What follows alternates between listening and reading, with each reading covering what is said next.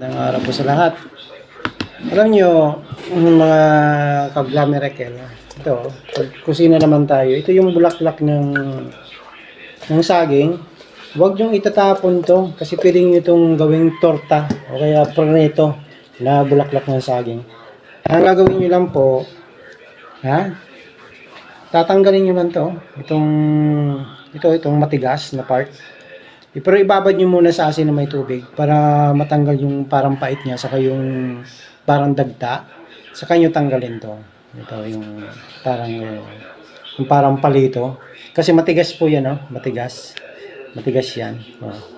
So yun ang tatanggalin nyo lang. Ito ang itira nyo.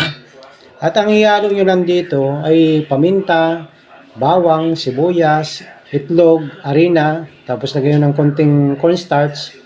Tapos pertuhin nyo na. Ganun. Natural. Wala kayong tapon. Napakasarap po nito. Yan o. So, mura na. Nakatipid pa kayo. Diba? Mura na. Masustansya pa. At tipid pa kayo. Yan o. So, itong ulam namin ngayon. Saka nagsutangon tayo para may sabaw-sabaw yung mga bata. So, nako, mamaya. Sarap magigop ng sabaw. Saka plus itong ating bulaklak ng saging. Diba? Yung sa umba naman, ginagawa itong yung parang borong bulaklak ng saging. Yung nilalagay sa umba. Yun, galing dito. So, ibig sabihin, edible po to. Pwedeng kainin. Okay? Yung puno nga ng saging, diba? Kinakain po yan. Ginugulay. So, ito, mas masarap po to. Diba? Ilagay nyo lang ng harina.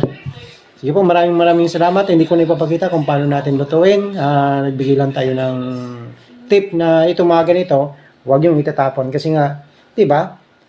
Ito yung bulaklak na hindi nabuo na bunga. So, ibig sabihin, ang bunga ng saging ay napakasustansya. Lalo na yung bulaklak. Diba? So, sayang kung itatapon nyo. Sa panahon ngayon, kailangan marunong tayo, madiskarte tayo. So, ito, pasustansya na, masarap pa, mura pa, yan. Organic pa, okay? Katulad ng sabon natin. Maraming salamat. Ingat po tayo, happy lunch time. Ating tortahin o prituin ng ating, bulaklak ng saging. Tingnan mo kung gano'n ka-crispy.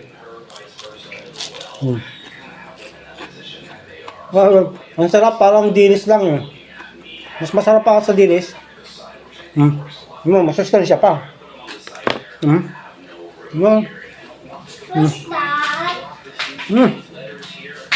Yes na ikaw.